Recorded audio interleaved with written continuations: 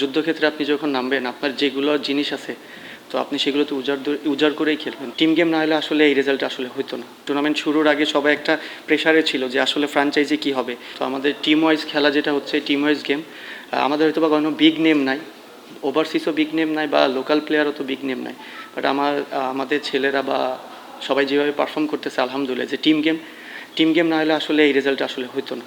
না না, অবশ্যই একটা ফিনান্সিয়ালি একটা তো প্রেশার থাকে। যখন বিসিবি দায়িত্ব নেওয়ার পরে আসলে সবাই একটু, আমি আগেও বলছি তো, ফ্রিলি খেলতে পারতেছে, যে কারোর ভিতরে কোনো টেনশন নাই। বাট এই জন্য আরও বেশি আমার মনে হয় প্লেয়াররা আরও বেশি পারফর্ম করতেছে। না এমন কিছু না ভাই, আমি তো মানে ওরা কি দত্ত না যে আমি চাইলে বা এগুলো হবে।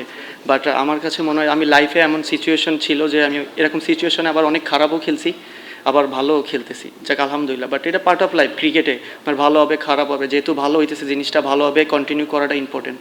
না না, অবশ্যই এটা তো ব্যাকআপ মাইন্ডে একটা ফিনান্সিয়ালি বিষয় থাকে, যে দেখেন টুর্নামেন্ট শুরুর আগে সবাই একটা প্রেশারে ছিল যে আসলে ফ্র্যাঞ্চাইজি কী হবে, ওইটা একটা প্রেশার থাকে। দেন তারপরে আমাদের ডিসিশন সবাই মিলে নেওয়ার পরে কিন্তু এই কোচিং স্টাফগুলো চেঞ্জ হয়েছে। যখন এই কোচিং স্টাফগুলো আসছে, আমার প্লেয়াররা সবাই কনফিডেন্ট ছিল, কারণ আমাদের সবার ডিসিশনে এই কোচিং স্টাফগুলো আসছে।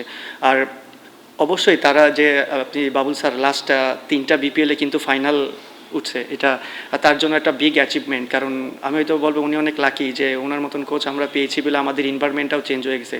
আপনি নাফিস ভাই যে ম্যানেজার ছিলেন, আমাদের আউটস্ট্যান্ডিং এফোর্ট দিয়েছে।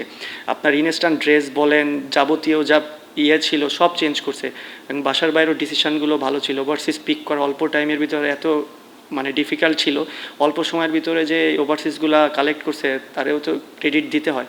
বাট আমার বলে আমরা পুরো টিম ওয়াইজ খেলতেছি, সেটা কোচিং স্টাফ প্লেয়ার সবাই মিলে, না হলে হয়তো বা আমরা ফাইনালে উঠতে পারতাম না।